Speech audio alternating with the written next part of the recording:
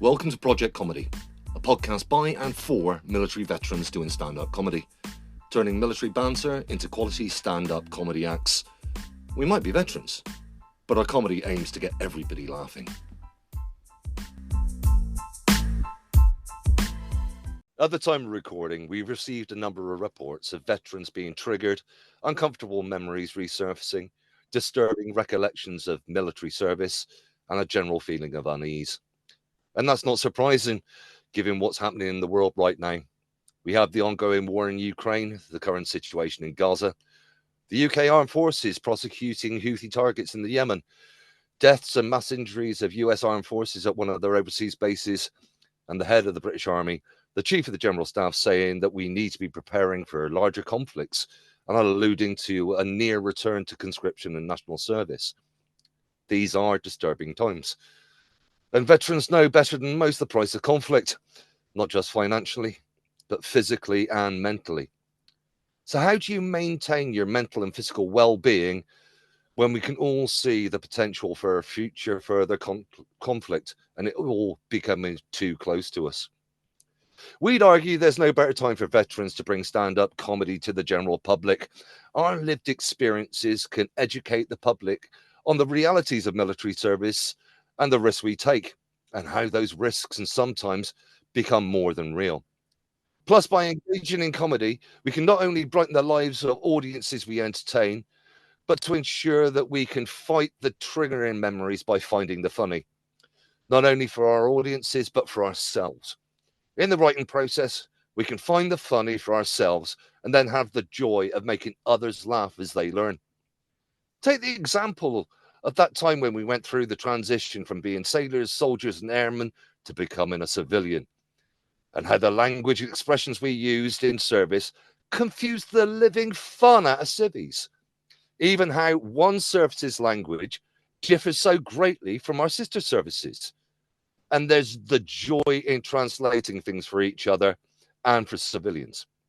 Any veteran should be able to develop a set about this topic and develop those jokes to help you fight the darkness by finding the funny. To explore how we use finding the funny to aid our well-being and examine all the crazy terms we used to use that will amuse us and our audiences, I'm joined by my fellow Project Comedy ambassadors, the Pongo that is Gabriel Murphy. When you need dark humor, you go to Frankie Boyle. When you need darkness, darker than a black hole with no means of escape, you go to Gabe. Crab Fat, Jamie Johnson. When you need the lighter side of comedy, he adapts Shakespeare, Taken, and Gladiator into very specific regional landscapes with hysterical consequences. We're also joined by comedy newbie and fellow crab Sean Morris, a man whose idea of hostile operational living conditions was a 3-star hotel without a health spa. And I'm Jay Saunders, the Matlow officer that sounds like a budget version of Wurzel Gummidge that wants to become windswept and interesting. I even toyed with the idea of transferring to the LGBTQIA plus community, but had my application rejected. And we'd like to give a shout out to Taylor Swifty Curtis, a serving crab that still enjoys active combat.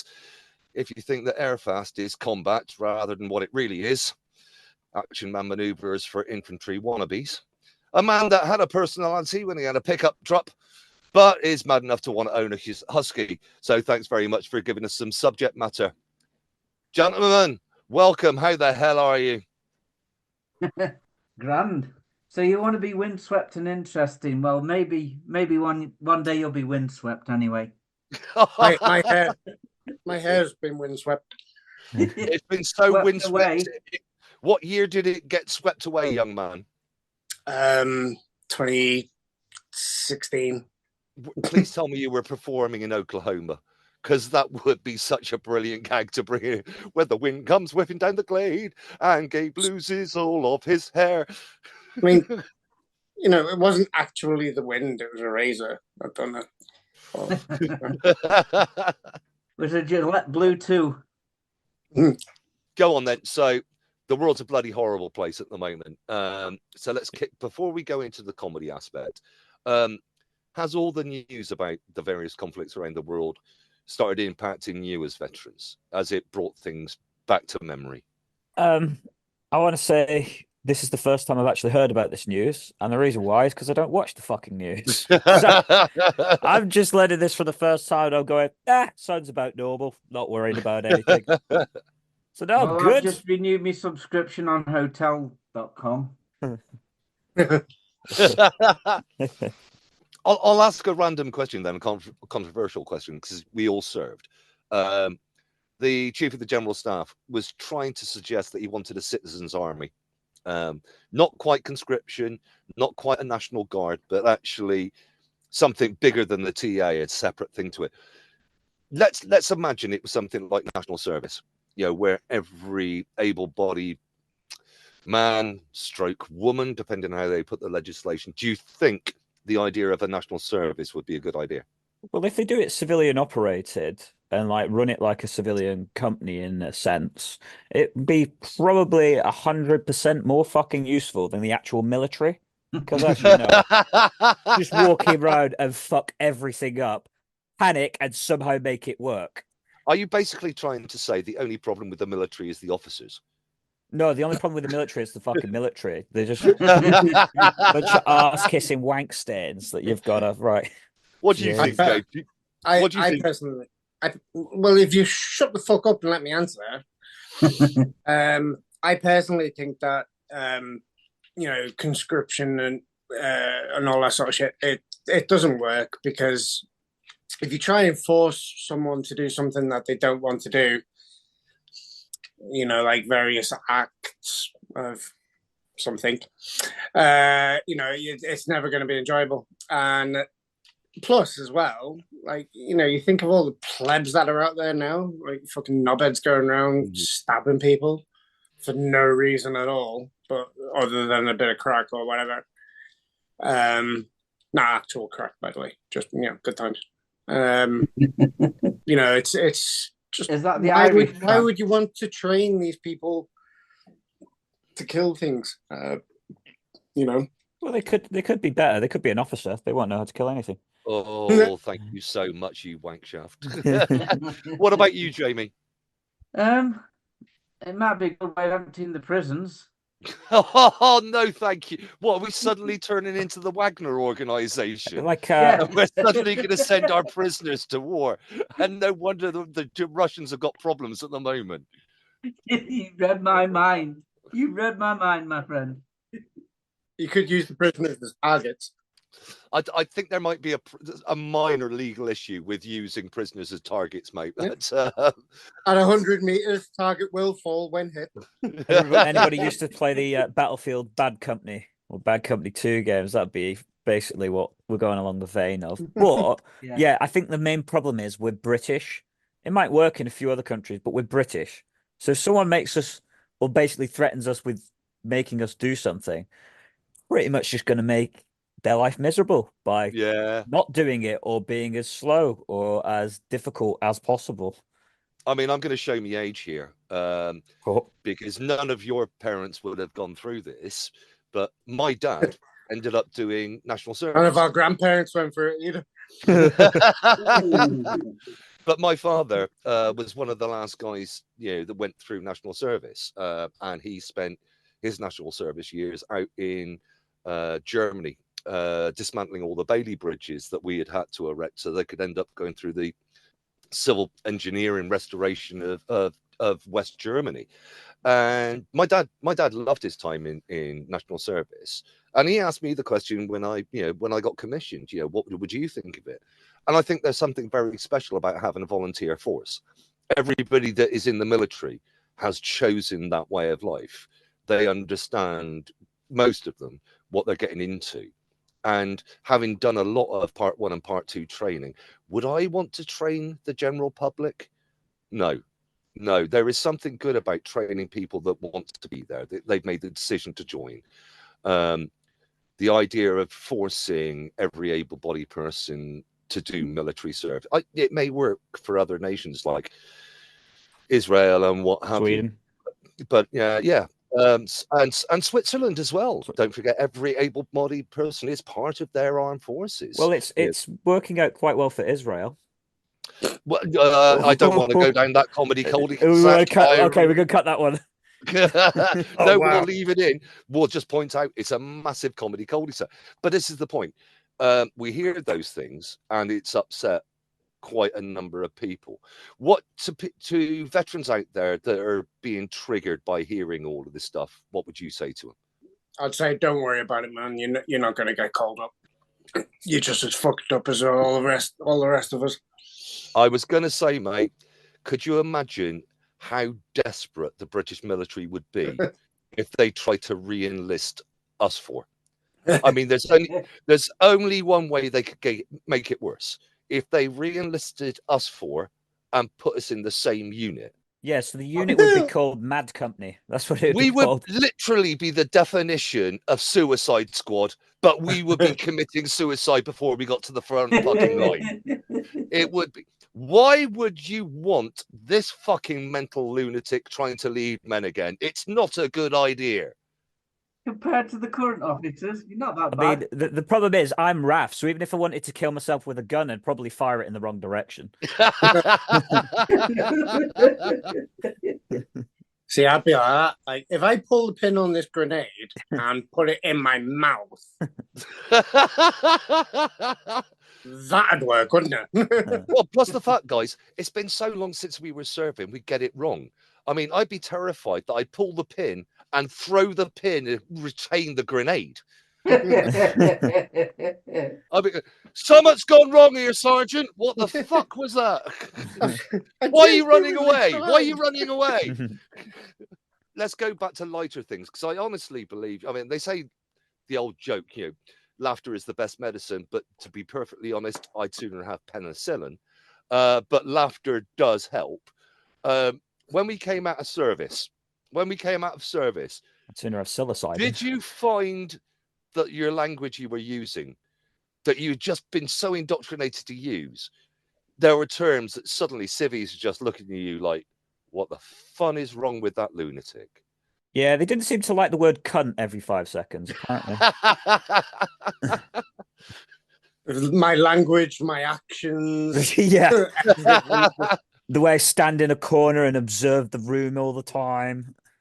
Do you have any memories of using some military terminology and civvies have just turned around and gone, what the fuck are you talking about? Yeah, they gave me a steak knife and I yelled fix bayonets. Apparently that's not acceptable in a restaurant. I like that though. And what the fuck are you attaching it to? You got me nervous. I mean, my penis. I was on a works on the shore once, and I said, "It's okay. I'm on short watch." Oh And yes. No, okay. Jamie, because you have been completely indoctrinated by another service. You have just dropped 2 Royal Navy terms. Yes. That a lot, because I know the majority Navy of term. people. RAF use it all the time. Well, they've nicked it from us because it's basically the Fleet Air Arm. That's where the it senior leaks across service. from. Yes, I suppose. But it's right. You now need to explain what a run ashore is, because I'm sure you're going to get it slightly wrong. And you've now got to explain what shark watch is. So what's a run ashore to you, Jamie? Well, a run ashore, are we talking historically or just generally? Generally. I think it's whenever a ship came into port and the sailors demobbed it and went into town and got drunk. But it's just generally on a night out, I guess. You see that and this is where Matlows will actually be throwing things at whatever they're listening to the podcast on. You're absolutely right. Historically, it was the ship came alongside. You are waiting for the pipe telling you that leave is granted so you can get to the pub, and you will get pissed. But you wouldn't get pissed. You get sailor pissed. A run ashore is people are going to be carried home. People are going to black out in the middle of that pub crawl. You don't go out for a couple of beers and come back compass mentis and what have you. Somebody's going to get arrested by the end of the night. That is a run ashore. There's an even further extension of that. So you've got the standard run ashore. You've also got the suicide run. The most famous one is when ships used to come alongside in Gibraltar. So they go to the pub is commonly referred to as the donkey's flip-flop. It's actually called the horseshoe. So obviously Matlows had twisted it and ended up calling it the donkey's flip-flop. But basically the ship was literally alongside for 3 hours. So you were allowed off the ship for a maximum of 2 hours. So you would go out, get that blitzed in 2 hours and return to the ship and sail. So a run, when we hear, oh, we're going for a run ashore tonight, and a Matlow will prepare for it, and then when they find out it's a few gentle beers with the, with these guys, we're going, that's not a run ashore, and we literally itch. If you promised us a run ashore, and it's just a few gentle beers, and maybe you never go for a meal because you never place solids in a hydraulic system. If somebody suggests you're having a bite to eat, it's not a run ashore. It ceases to be a run ashore if somebody gets it, unless you're inhaling the kebab on the gangway back onto the ship. You never eat. And Shark Watch, Jamie. What's Shark Watch? Okay, so Shark Watch is your Des, you're the nominated driver. Whenever you get out, so you don't have a drink. Now, historically, I'm going to have a guess. Has it got something to do with all hands to bathe? So when you get right, yes, it is. Obviously, the sober people will watch out with rifles for any sharks, I guess. Sean, I'm gonna ask the question. Is that what you understand a Shark Watch as well? So you get taught this on basic along with a couple of like op names, which we can get to later. But basically, the Shark Watch was if you go out as a group. Normally, it's like whoever's driving, but you'd have somebody, even if you might be drinking, you have somebody on Shark Watch who's basically there to make sure everybody else gets home safe, especially if it's to do with leave on, you're away somewhere and you've got like a little bit of local leave or whatever. It's like, nah, you make sure somebody gets, collectively, people get back. Obviously, you're going to miss one or two, usually the, drunk knobheads that just disappear and you're never going to find them again. But the idea is Shark Watches, you stay and you watch for trouble, basically. You make sure that everybody gets back. I'm really interested in this. I'm really interested. Gabe, did you have Shark Watch in the army or within your corps? No, we were out. Because Jamie's absolutely right. It historically comes from the term of when we had hands to bathe. So still to this day, we still run Shark Watch. When we do hands to bathe, there is somebody sat along the waist of the ship with their weapon, just in case there is a shark attack. This is a horrific but true story. If there's a shark in the water, you call out shark, shark, shark. The crew do their best to get back to the scrambling nets to get back on the vessel. But the number of times you have to train the man with the weapon, you don't shoot the shark. You don't shoot the shark. You shoot the person be attacked by the shark, put them out in their misery, because there's no way a bullet is going to kill the shark. You put the person out of their misery, and that buys time for the crew to come back on board. Shark Watch in the Royal Navy is when we talk about going ashore, the Shark Watch rule is no man is ever left alone. It's not somebody nominated. They don't have to say sober. It's basically you look after your oppos. So one person does not go away on their own. If somebody goes into a brothel, somebody will be sitting downstairs in the foyer drinking the beers, waiting for them to finish doing their bit with the prosy. They only need a few seconds then. Yeah, it's literally you all go out, but you never split down to single units. It's always you're with an oppo. That's what Shark Watch is to us. Yeah, that's what basically we got taught. There was sort of, like I say, there's sort of like variations, but yeah, I think that's the general gist was you watch out for your mates. Well, yeah. You don't necessarily have to be your mates. It doesn't fucking matter. You watch out for them.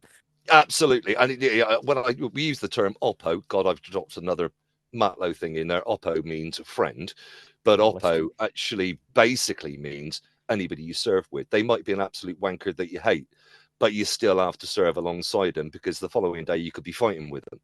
So I've met a beautiful brigadier from the Royal Marines. He's retired now, but he still gives lots of lectures about military ethics and ethos. And he said, "Why do you fight?" And he basically boils it down to so you don't look like a dick in front of your mates. you fight for the guy left and right of you, because the guy left and right of you is fighting for you. You may not like them, but they're your oppo. You've got their back, you've got their six, you look after them in that fashion. Guys, so we've had one from Jamie.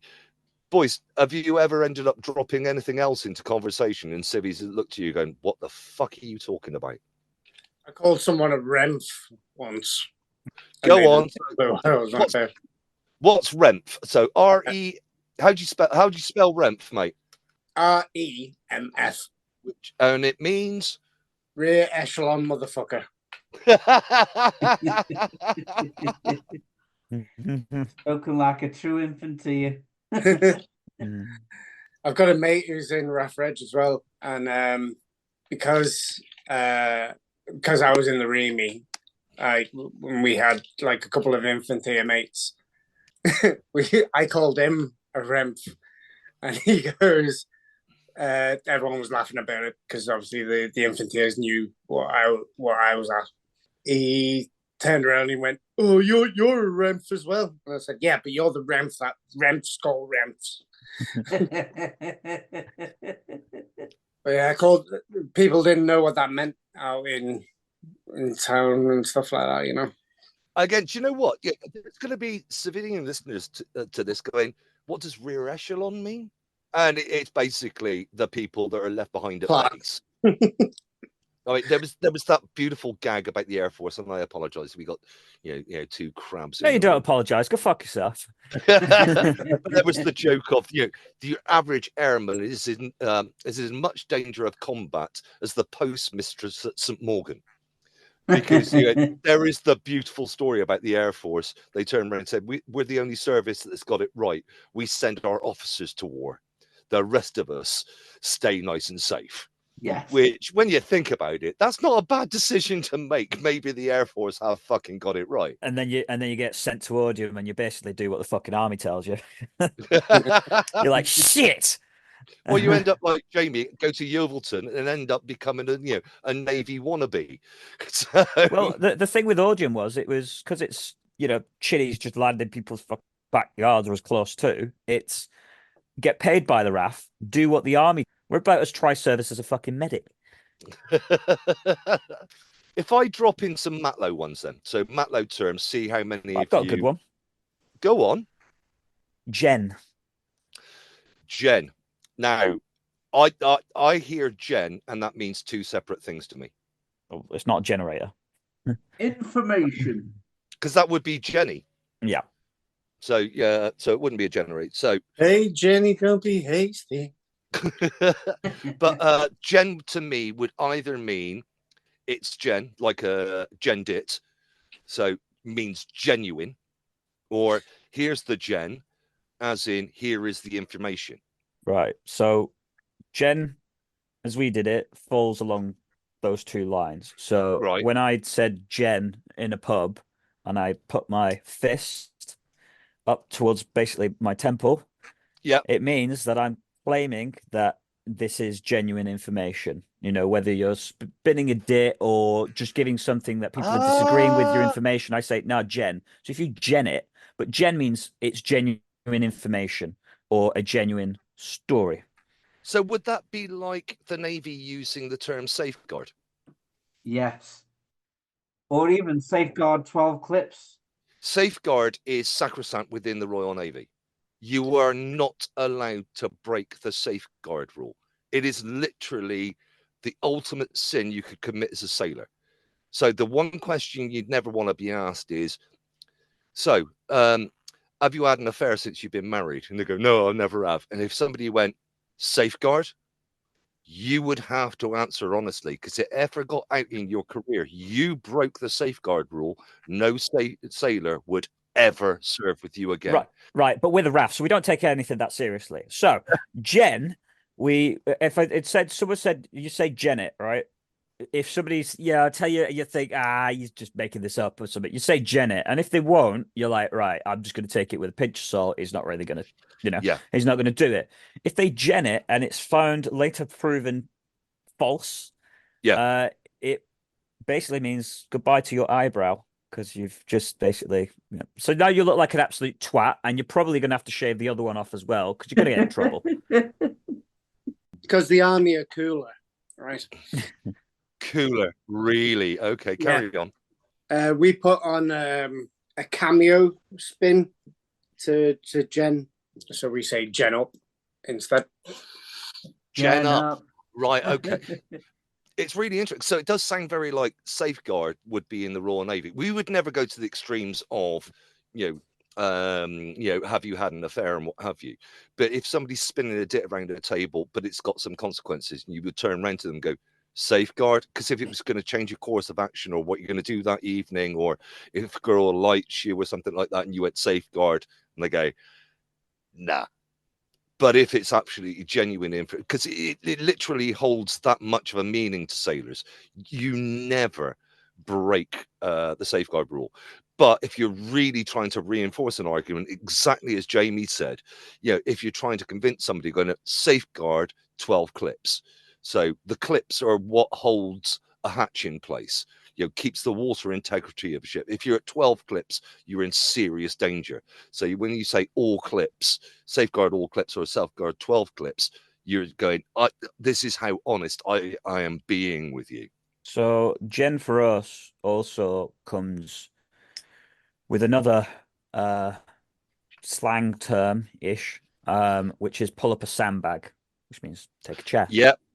Grab a chair. So if it turns into pull up a sandbag, fella, with your fun Brecon point as well, pull up a sandbag, fella, and belt feed you some gen, you're about to get some information. Normally followed by me going, setting my ears to receive, click, and then waiting for said information to be passed on. Do you know what I love about that? Because that just shows the origin of the Royal Air Force. Because the Royal Air Force came from the Army Flying Corps and elements of the Fleet Air Arm. But every one of those terms you've just used have originated from the British Army. Because, pull up a sandbag, it's come from the British Army. It's sort of like something you're going to sit on. Belt feed. It was Royal Flying Corps, wasn't it? So it was Navy.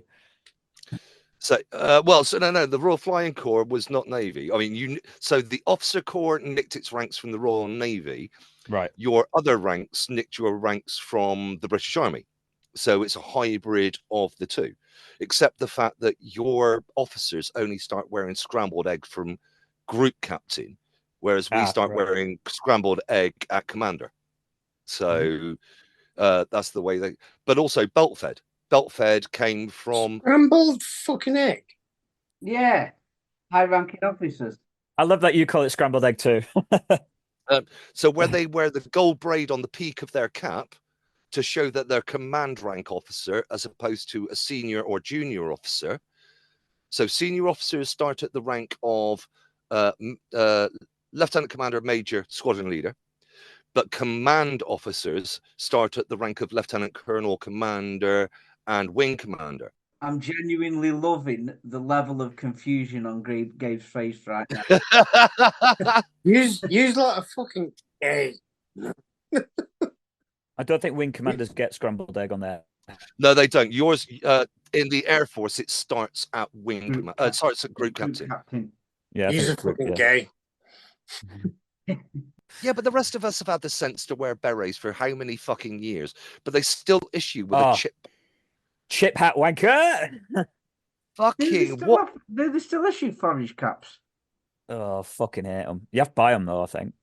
I was going to say they had them when I was in. Yeah. You had to buy them, so I never bothered. You have to buy a staple belt as well. Yeah. Oh yeah. See, this is the difference, because if you turn around to Gabe's service, the British Army, they don't get issued with uniform. The Officer Corps, they have to buy it. They have to take a loan. They get a grant to buy their uniform, because every regiment and corps has a different dress uniform and ones and dress and what have you. So the vast majority of army officers will use that to buy a car. And when they go to a ball or an event, they rent their uniform. See, this is why the army's gay, because their uniform goes through all the colours of the rainbow. Oh, that's not bad, actually. That's a good one. I just came up with that. I thought the army was gay because when they introduced DPM shorts, I mean, what the fuck is that about?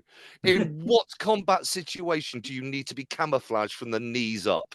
I mean, it's particularly fucking gay to have DPM shorts. Oh no, what are these lower limbs advancing towards us? I've got Shoot when you can see the white of their kneecaps. It's fucking wrong. I've got a picture of me in Iraq wearing nothing but a knee pad. I do not want to see that Obviously picture. not on my knee. Really? You do surprise me. Basically It just could a have cup reached then. me. Right, should we drop another controversial one in that Swifty gave us? Right, this is going to sound controversial to many civilians, especially a certain subset. Is it the bit where Army stands for Air Force rejected me yesterday? No. Oh. The term, I've not necessarily heard it too much in the Navy. I've heard it around the Marines and what have you. I know the Air Force use this. So, Sean, you're going to have to explain this one as well, especially because it's come from your Well, ship fucking name. tell me what it is then. No. Fucking The hell. phrase fucking gay. And I Yeah. hasten to point out it's got nothing to do with homophobia. But when you turn around and go fucking gay, So this was predominantly was something that the lineys, and that's another terminology. That's more of a trade specific terminology for techs. A liney worked the line, which was more like, I think, like a junior mechanic / apprentice, mainly just check the aircraft over for oil levels, damage, that sort of thing. But we were kind of bottom of the pecking order, so we used to be just called lineys because you worked on the line. Usually refers to something that you don't particularly agree with, or something that you is disgusting or disgusting. So again, more you disagree with it, you hate it. It's something that you really don't want to do. So they give us. So for example, right, you got to go sweep the hangar today, boys. For fuck's sake, why? We did it. We did it yesterday.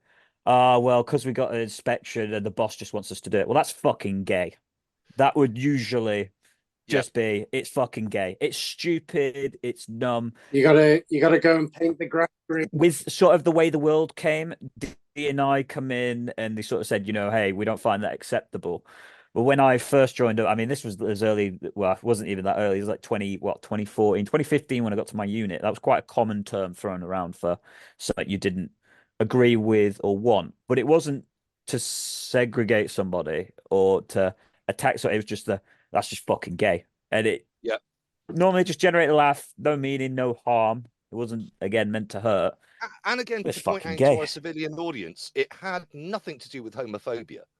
No. It's just literally a phrase you just threw out there. I actually have a really good example of this. Go on. The fucking gay thing. When I was a paramedic, there was a fella who was going around. He had a wedding ring on. And everyone would ask him, like, "Oh, are you married?" And he goes, "No, I've got a civil partnership." Roger. And I was like, every single time that something came around, it was like, "Oh, it's fucking gay, that." And he goes, "I take offense to that." And I went, "Well, that's fucking gay." He quite liked me after that. After I explained to him, it was like, just fucking say whatever it is. There's no point in hiding it. Just go for it. And that's the point of the saying, isn't it? It's not. It's more to the point of what you've just said to me is unacceptable. It's ridiculous and blah blah blah. It's got nothing to do with sexuality or what have you. What got it phased out was just by saying the word gay, people felt that, because we started to get all pink and fluffy, more so than the Air Force actually already is. But we got all pink and fluffy.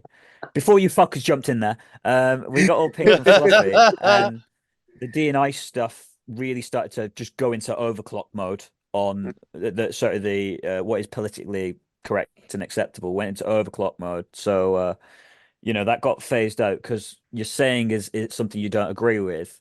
So they were like, oh well, saying it's fucking gay has the negative connotation, so you're not allowed to say it. And it's like, but that's not. Yes, that's the way it was used, but that's not like it didn't.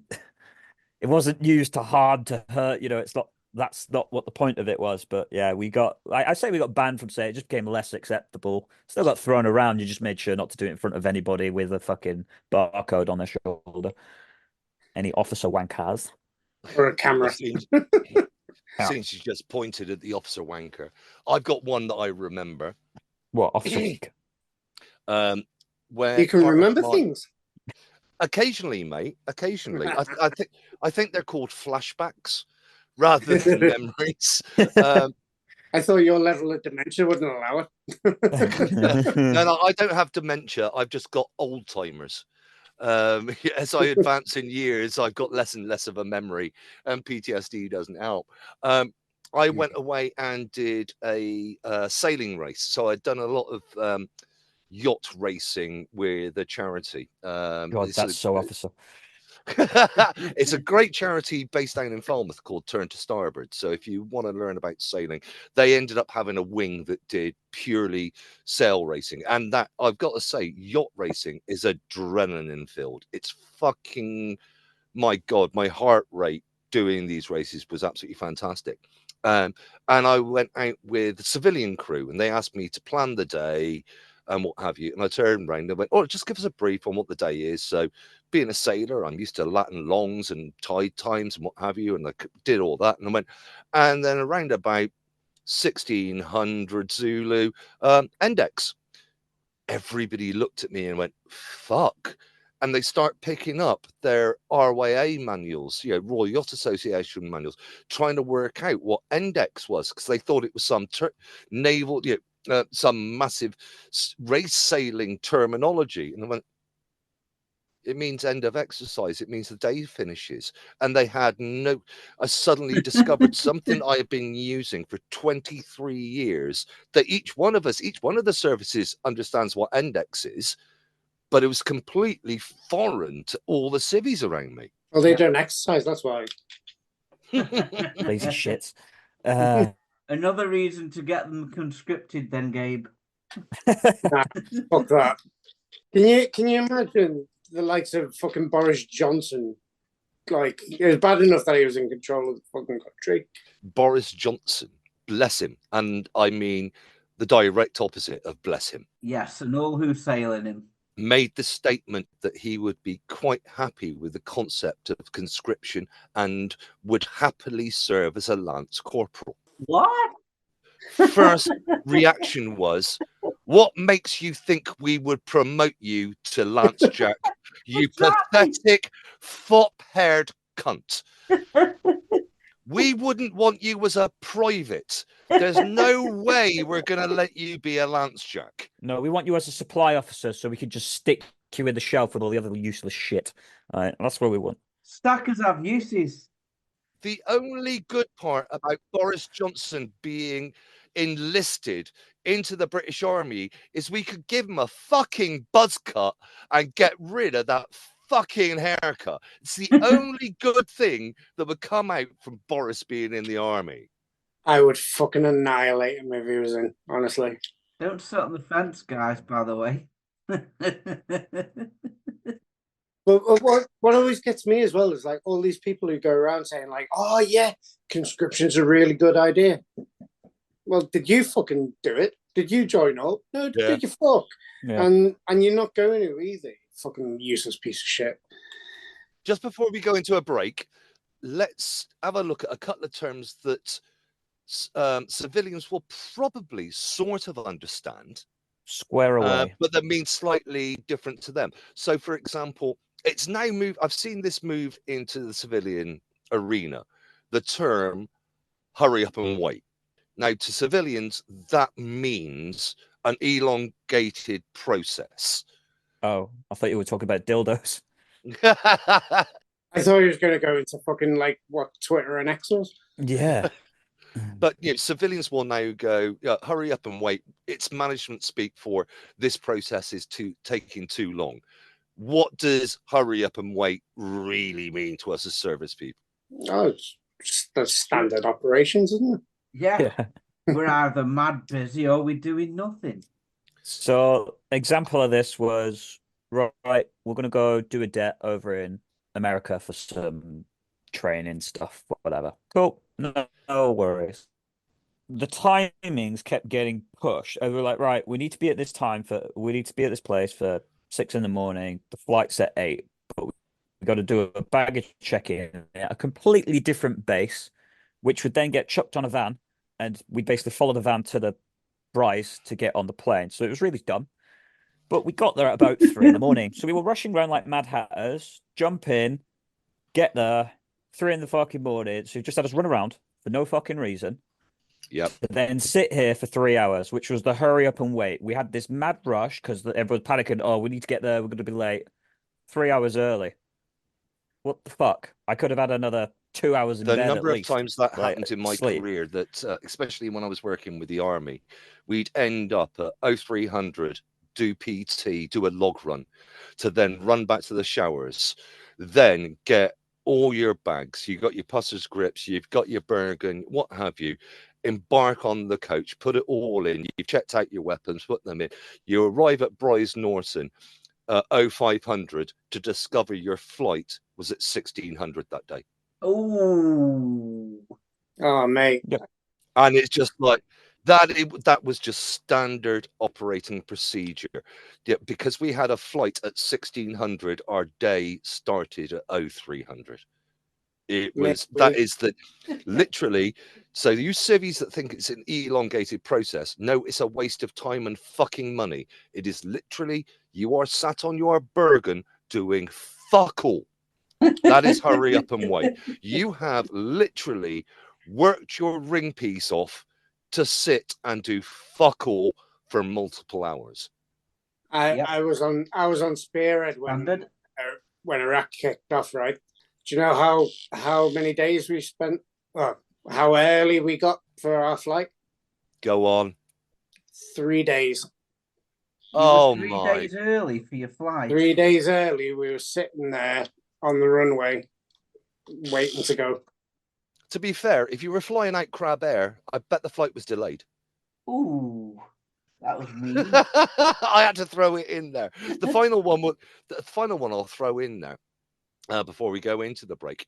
Civvies will know this one and probably not have realised it's actually a military term. And that is every business these days will have a mission statement. And their mission statement has got fuck all to do with what a military mission statement is. But if you literally look at it, we defined missions. They might as well start doing 9-liners for HR.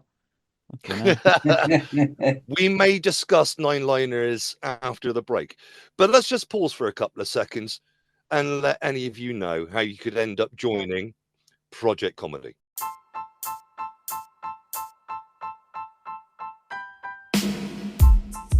Would you like to join Project Comedy? The reality is, it couldn't be much simpler. All you have to do is get on the internet and find your way over to the Project Recce website. That's Project, the word Project Recce, as in RECCE.org. O-R-G. Have a look in the upper right hand corner, click on the menu and click on Project Comedy. Scroll down there a bit and you'll find a link that says apply now. That will send an email to one of our ambassadors. If you're even more bored, scroll down a little further and you'll actually see a couple of our ambassadors making tits of themselves on the stand-up comedy stage. Nonetheless, just click on the link, get in contact, and you can be as funny as you want to be. Right, okay, so here's a naval term for you, Gabe. And the army and the Air Force, we say PTI, but in the Navy, you say club swingers. Yep, we do. Why? Do either of you boys know? No, we just call you say we call them PTIs, we call them homos. But, And why is it every PTI walks around as though got a sheep under each arm? Well, if you go have a look at the PTI officers, it says PEDO. So they were always pedo on the plaque because it's physical education officer. But it always used to spell pedo. Yep. Yeah, because I've worked with the Air Force far too many bloody times. So, Jamie, do you actually know where the term club swingers actually comes from? Then, No. Well, obviously, I probably got told it in the dim and distant, but I've forgotten. So if we go back to the early days of the British Army and something they still love doing to this day, you ended up doing various physical exercises to keep your troops fit. So they do things like log runs, and prescribed marches and speed marches and runs and what have you. Now you're on a warship. What are you actually going to do to maintain physical quality? We didn't have the gyms and what have you back in those days. So what you ended up with clubs that were massively weighted, and you would be taken out onto whatever part of the deck you could use, and you would use them basically as free weights, but doing set exercise. So you were swinging these clubs all over the place, and who led that exercise? Well, it was your PTI, and they would swing these clubs about, hence the term club swingers. And if you actually see the badge of a PTI in the Royal Navy, it is two clubs crossed.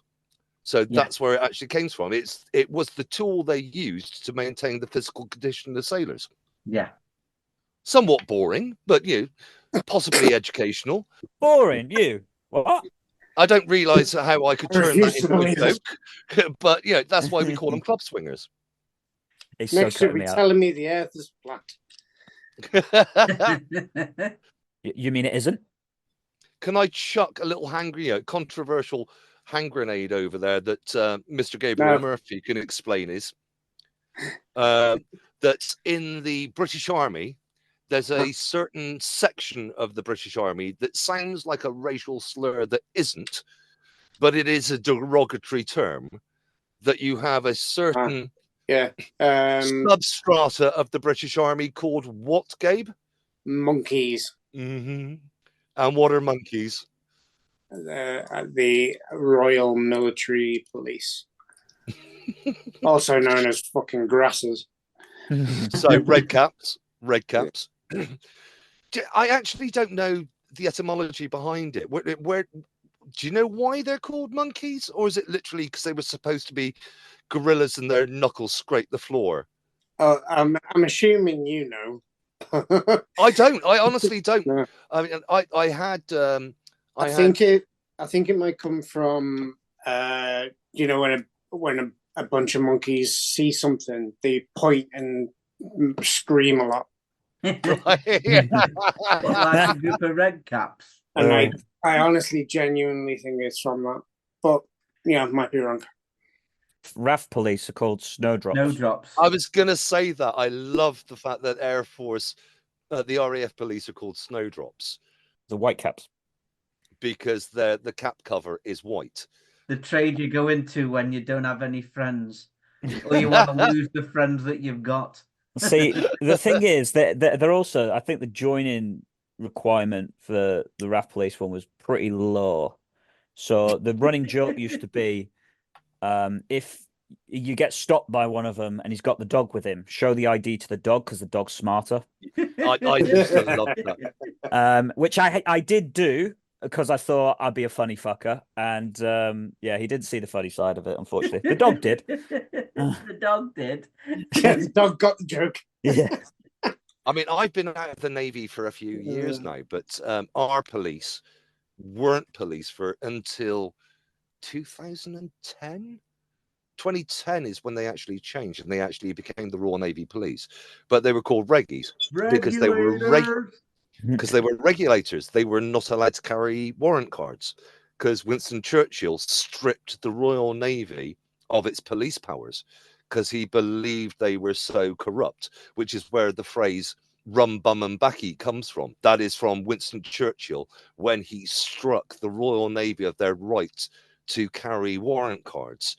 But with the Armed Forces Act in 2010, that's when they've now become Royal Navy Police. And much to the shame and disappointment of the Royal Navy and the regulators, they now have to wear the words Royal Navy Police on their rank tabs because it's something the Navy has always taken pride in. Is you look at a rank and you see a sailor, you don't see the trade. So just for people listening, I'd like to point this out. right? This is a perfect example of PTSD at its finest. Go Jay can on. remember all this nonsensical, useless fucking history information, but he can't Yep. remember to take his tablets. Yep, absolutely. Absolutely. The stuff I learnt prior to 2014, I can remember. Yep. I can't remember to change my underpants. That's a bit too much information now.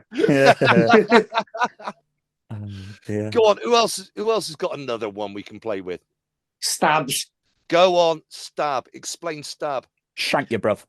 Well, stabs would be what we would consider the people who would volunteer to join the army, but not actually be in the army or services, should I say. Go on, but remind us and educate our listeners. What does STAB stand for? STAB stands for Stupid Territorial Army Bastard.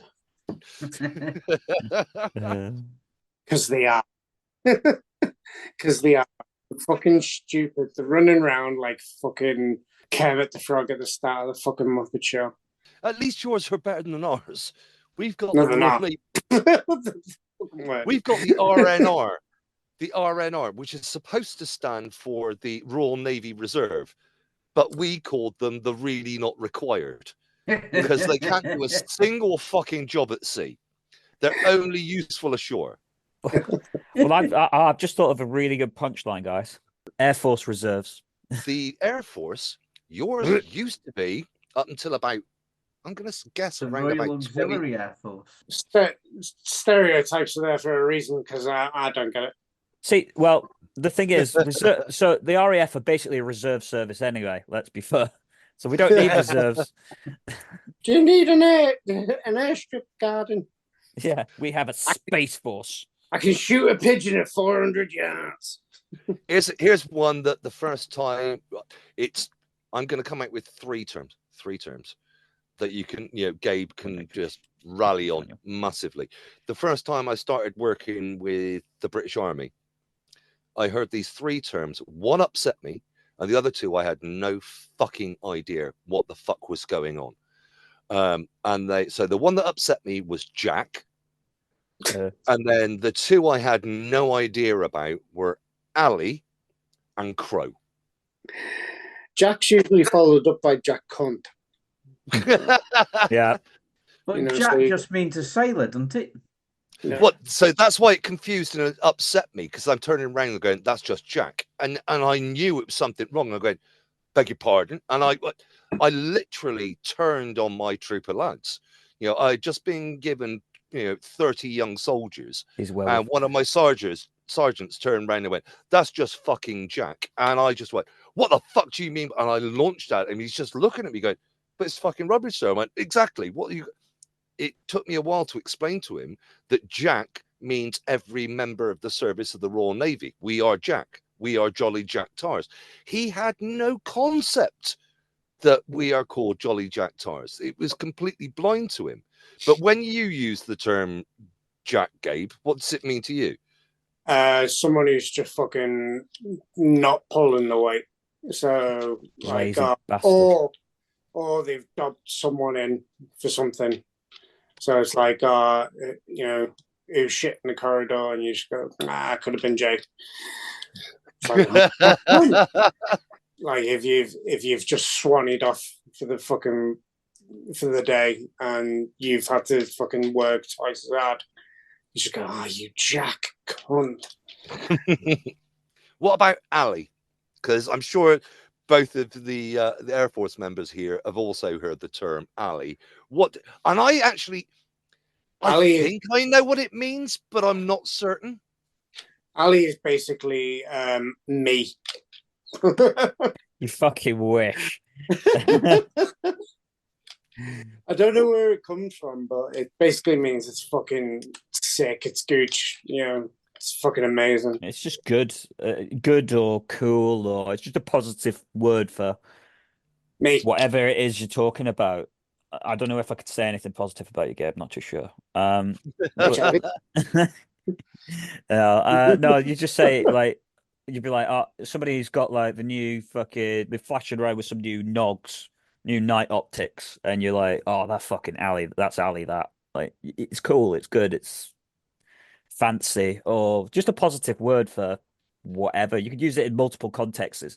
The first time I encountered it was, yeah, again with my first ever troop of lads, troop soldiers, and they just had a kit issue, and they were all bragging about the fact that they were going to the seamstress to have their caps changed, so have the brims on their caps changed because they needed to make them look alley. And I'm just there going, what the fuck? And then to me, it suddenly meant, oh, you're a fucking prima donna. You're trying to convert standard issue kit to try and make yourself look a bit sexier. But actually, in reality, you're making yourself look like a complete twat. But I got this thing, alley was about fashion, not about good. It was to look good rather than be good. That's the way that I interpreted alley. Yeah, I think that, like I said, there's multiple contexts for it. It just seemed like a generic word that just started getting. Just you could use it for like what you've said. You use it to describe something as good or nice or that's fancy. Yeah, it's alley. When it looks the part. Yeah. Obviously, not any guardsman with a bear. And the final one I put into that list, mate, crow. What's a crow? See, I always thought it was combat recruit orders waiting. Right. So it's like, yeah, he's just green and just a bit of a spaz. Well, usually the people that are described as crows are basically someone who, from how we used it, it was somebody whose uniform was just all sorts of wrong. So like somebody has their fucking beret badge turned like, almost 180 degrees off of fucking where it should be, or the shirt's untucked. See, we would in the Navy, we would call somebody that's dressed like that. We call them a scram bag. Yeah. So you remember your bag rats. Ours used to come in brown paper bags, and of course, by the time you got to eat it, it was creased to fuck, ripped, and you've got Ed Banjo leaking all over it and what have you. So that's why we would call them a scran bag. We wouldn't call them a crow. Yeah, you look like that fucking terror bag that has been absolutely sexually molested by a mastiff. That's the way they were dressed that day. Otherwise known as three rifles, because they take really great pride in the fact they always look scruffy when they're on ops. That was me, definitely. Because you guys didn't have cap badges, did you? You had it sewn into your berry. No, we had cap badges. Huh? No.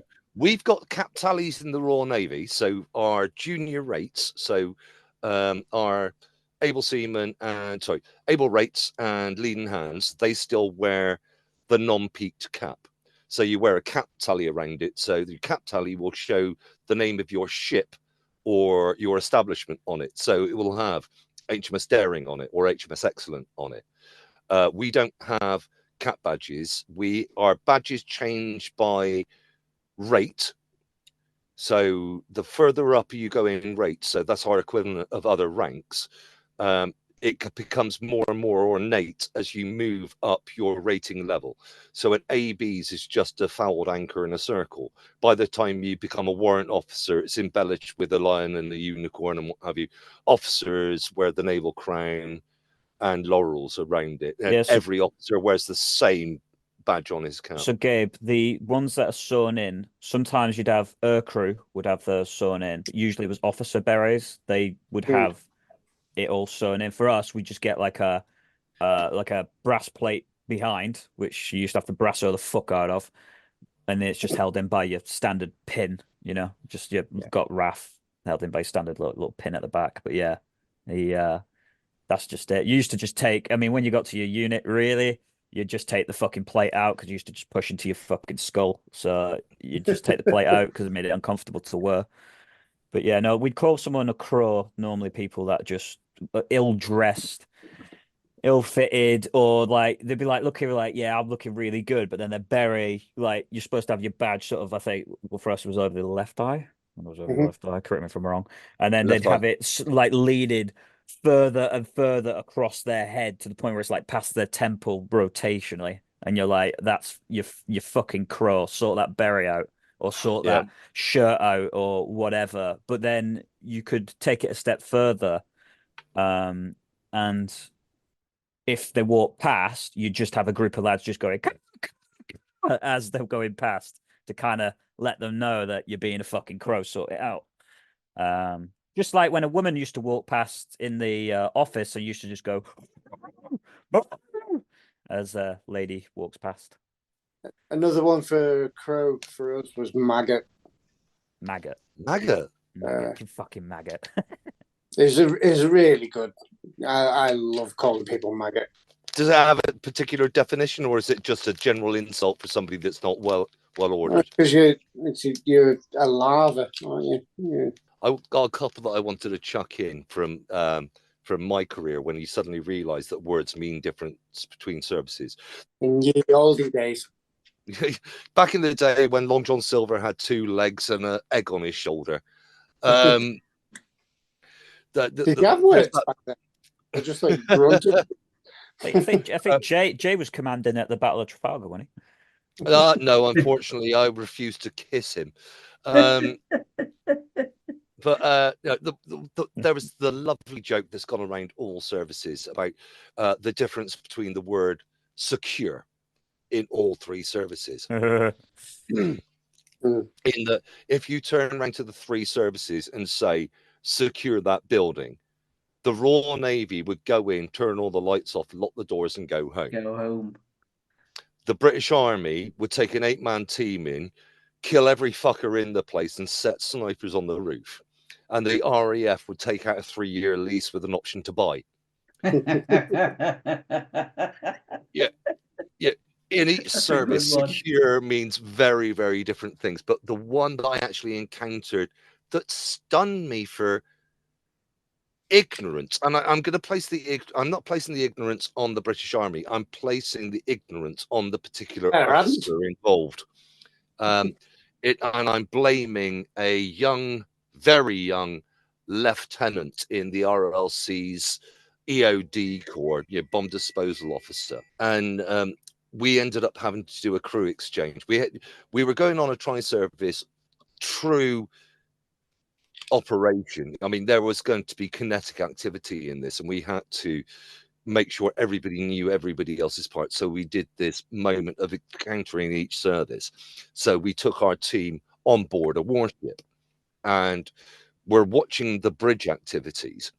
And the bosun's mate, quite rightly, turns around to the officer of the watch and went, "Contact bearing, blah, blah, blah." And this guy fucking flipped his lid and went, "You cannot use that term. I was doing it, and I was about to start killing people." And we're going, "Well, but when you say contact, that means you are under fire and we must repel the attack." So, and he actually complained. The captain was on the bridge and complained to the captain and ordered the captain to stop using the term contact because we were using it wrong. This baby lieutenant was telling a Royal Naval commanding officer that we were to stop using the term contact. All right, so to us, contact means I've seen something.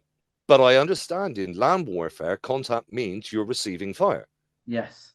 He genuinely thought he was in the position as an army officer to overrule the orders of any other service. It absolutely staggered me.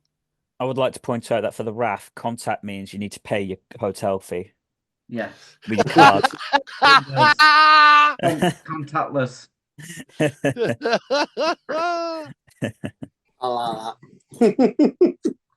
I got to take the piss out myself on my own service. Or what was my own service? I don't fucking know. Jesus. Have you got any other, accommodation? Seeing as we're on hotel, accommodation.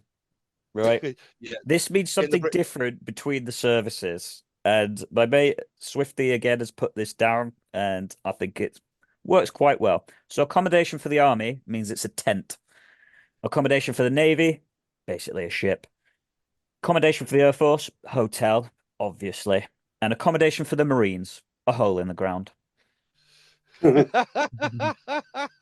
A curious one, just when we talk about accommodation, popped into my head. Block. Did you guys ever used to use the term block? Only in Going basic back to the training. block. Only in basic training, because in basic training we lived in blocks. Block accommodation. Yeah. But when you move to an establishment or ship, you live in a mess. Yeah, you got fucking weird words. Mess for the Air Force means food hall. Yeah. Not fucking.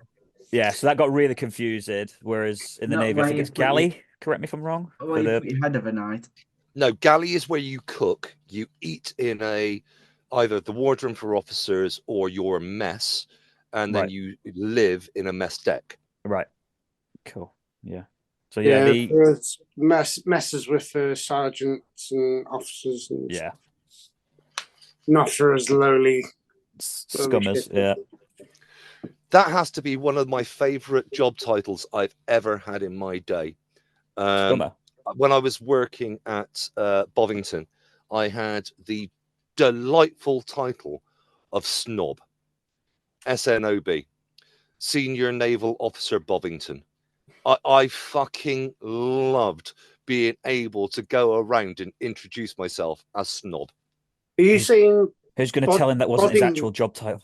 It's just what they were Are you calling him. saying Boddington like the No, beer? Bovington, Bovington. the home of the Bovington. Royal Armour Corps. Royal Armored It Corps. was The RAC, fellas. The RAC.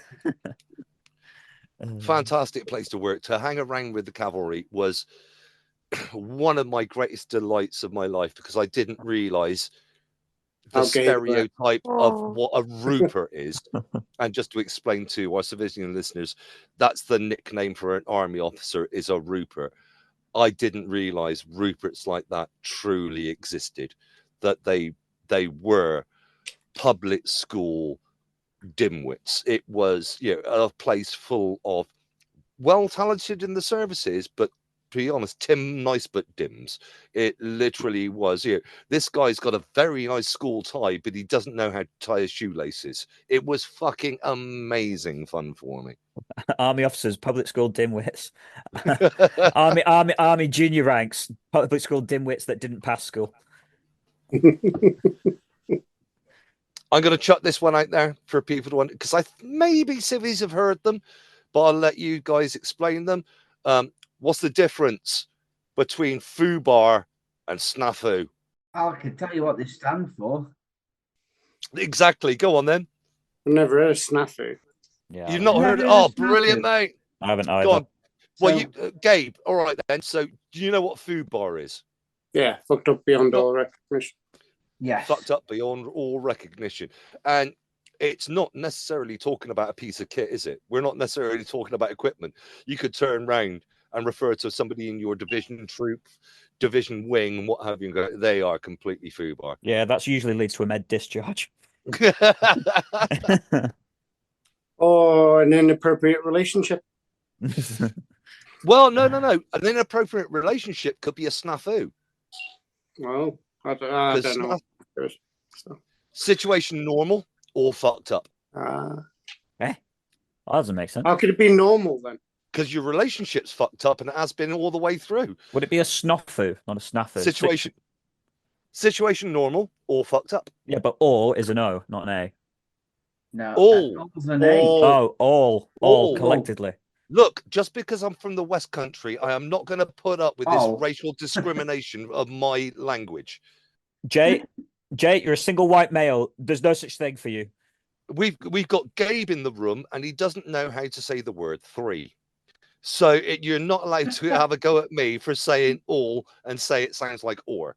Hey, you just can't say anything because you can't say data properly. Data, thank you very much. Data. Queen's English, Gabe. Queen's English. Where's the fucking E? Do you know what? For once, he's actually got me. What do you mean E? There you go. You mean the Y? Right, so how do The you say? Y. Right, go on. DAT. How do you say that? Well, DET. It's I say that. debt. No, DAT. How do you DAT say is dat. He's got a point. DATE? How do you say that? Is date. Date. So how would you say DATA? Data, because it's Right. a vowel. It's because it's a vowel after the T, so it makes it a date. It's only No, an it doesn't. It doesn't. It doesn't. Okay. But I'm going to come back and I'm going to have a go at the entire of the British fucking army. General purpose machine gun. GPMG, yeah. General. Yeah. It's not a gimpy. It's not a gimpy. Gimpy. Stop calling it gimpy, gimpy. Gimpy. I don't give a flying. Gimpy. It's a GPMG. Stop. General. Where's the fucking Y? I'm sure we can find a bunch of Navy slang terms that we can also rip the piss out of. Yeah, so for example, why the fuck would you call it a fucking scran spanner? Port and starboard scran spanner. It's a knife and a fork, mate. No, genuinely, a Merlin pilot asked me that. He said, "Oh, we're the scran spanners, mate," and I'm going, "What the fuck is a scran spanner?" Right, he went, "Knives and forks," and I went, "Why don't you just say that then?" Whoa. Right. Why don't you talk about somebody in the Royal Navy rather than a fucking WAFU? WAFU stands for wet and fucking useless. They're not proper Navy, mate. They spend most of their time As opposed to the hanging officer out that with spent you most of his buggers. career on land? Question mark, Jay. You're Let's see. Most of my career was full of land covered in fucking dust, sand, and fucking bullets. I did not join the Royal Navy to be doing that shit. I was not supposed to be wearing green. Was Holt in a desert back in the day? It was by the time I finished with it, mate. John. Your fella who flew the Merlin, was he a little bit magic? Oh. Yeah, he was God. mentioning something about a sword in a stone. I'm not on. Before we come to the wrap up, I wanted to share with our audience, because we ended up meeting up last night, helping Jamie get ready for a gig that is, unfortunately, we can't even plug it, Jamie. No, because it will have taken place by the time the podcast comes out. But I span an old story about how to speak senior officer, and this is truly tri-service. That if you need to ingratiate yourself with the upper echelons of any service, there are only 3 words you need to learn, which are: you're never allowed to say no. You say the opposite of far. So you say near. When you want to say yes, you never say yes. You say the 2 appendages you have either side of your head. You say ears. Now, the final word means absolutely nothing, but it's a social filler. So what you say is flaw. So to engage in conversation with any senior officer, and it matters not if they are Navy, Army, or Air Force, you simply converse with them going, yes, near, yes, flaw, yes, near, flaw. It is the easiest way for any veteran, or if any of you are out there listening still serving, turn round to your colonel tomorrow and try that tick and see if you get your advancement or promotion by the end of next month. As you can tell, Jay has had a lot of practice. So what's the key out of this, guys? I mean, okay, we started off talking about it's very easy to get triggered in these times. But do you honestly believe that anybody that's a veteran thinking about going into comedy, how much comedy could they get out of their career, even if we go down to something as simple as the language we used to use when we were serving? It's all there. Like, some of the gags that we all come out with, like, I say I was in the army, the British one, not the one with the balaclavas. I still fucking love that gag. That's one of my best ones that I've done. Honestly, I think I might have that written on my grave. Seeing as we talk about words that people get confused, gag is the comedy term for a joke or punchline, not what happens when you go down the gay village. Or spend the night with Gabriel Murphy in Brighton. I'm saying nothing. What about you, Jamie? What do you think? I mean, if you're starting to go through those crisis moments where you're just feeling a bit down, or you feel like you've lost your identity from leaving the service, what can your military career give you for stand-up? Give you all the life experiences you need to draw some funny out, so that it'll get you through the tough times. Definitely. You past experience, your lived experiences. So dark times as equally as the good times. It matters not, And it's remarkable, isn't it? Because you'll see. Let's look at the vast raft of comedians out there. They'll tell the same sort of jokes: being a dad, being a husband, being a wife, being in a relationship, having kids, maybe using dating apps, because that's something that's common to so many people. Our listeners and the people we're trying to bring into this, they've got unique experiences that so many people will never have had. So you've got a unique selling point. You can tell stories and jokes that nobody else will be able to take. You've got a unique lived experience that enables you to be unique on the stand-up circuit. So, when you're feeling dark, turn it into funny, because you've got something uniquely funny. Absolutely. I mean, for me, the military uses you and abuses you and gets you in and around shitty places and shitty situations, because that's the requirement, and that to a certain degree is the job. It is what it is. So you might as well as make something funny out of it. Of all those shit times that were absolutely terrible at the time, where you were shitting yourself, where things were going Pete Tong, or where you were abject miserable, you can make something funny out of it. So to build yourself up, I would suggest doing stand-up comedy, because you tend to leave with fucking piss poor bloody self-confidence, self-worth, all the rest of it, especially with mental health conditions like what we've all got. But to do stand-up comedy, you can build yourself up and have it using your military experiences, like Jay said, gives you, substance, gives you material that you can already have. You just need to polish it. I'm going to do an appalling callback now, because earlier we were talking about how civilians have nicked the term mission statement. And this is the joy of being a stand-up comedian. What is the mission statement of a comedian? And that's to make people laugh. Yeah. You can take all of your lived experiences, even the dark stuff. If you can find the fucking funny in it, your mission is to make as many people laugh as many times in a minute as you possibly can.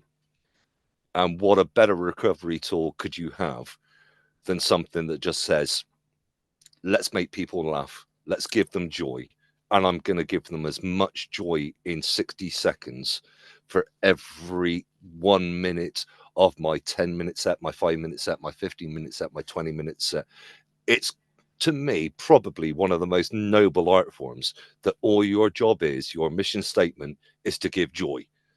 How could that not be a good way to deal with the negativity that you end up encountering as a veteran? Or have I sounded too much like a preacher or a chaplain by saying that? Especially in this shitty, chaotic world that we just started off with. Freaking right. Or you could throw your kids down a toilet. Hopefully we've given you all a laugh and some ideas of how comedy can help your well-being and aid you in future life. Most of all, we want all veterans to understand that feeling dark is not a sign of weakness, but not talking about it is the opposite of strength. So pull on your big boy pants and reach out to somebody if you're going through struggles. Getting stuff off your mind can lead you to leading the life you truly deserve. And there are loads of people out there that can and will help. Project Comedy is just one of those places. So come and join us if you feel like a proper laugh. Before we give you the social media links, let me take this last chance to thank all the contributors to this particular episode. So thank you very much, Gabe. Welcome. Thanks to Jamie. Oh, and, well, I suppose we've got to let them say something. Thanks, Sean.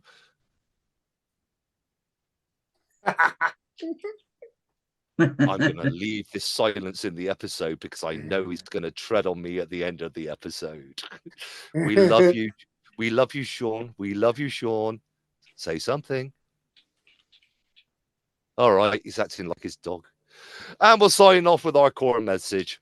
Get out there, make yourself laugh, and take that joy and make the people around you laugh as well. Until next time. If you want to see what we're actually like on stage, please have a look at our YouTube channel. Search for Project Comedy, Veterans Doing Stand-Up, and look for our black and white logo that's exactly the same as the one we use for this podcast. You can also now follow us on Twitter. We can be found at Proj Comedy. That's at PROJ Comedy. And me, Jay Saunders, I can be found on Facebook, Instagram and Twitter if you look for Comic J Saunders. That's all one word with the letter J in the middle. Comic J Saunders. Thanks again to everyone that's taken part in this episode. Until next time. Thanks for listening to the Project Comedy Podcast. Please support our veterans as they continue their comedy journeys. To find out more, including gigs our veterans are doing, please search for the Project Comedy group on Facebook, where you'll also find links to Project Recce, the veterans charity that makes Project Comedy possible.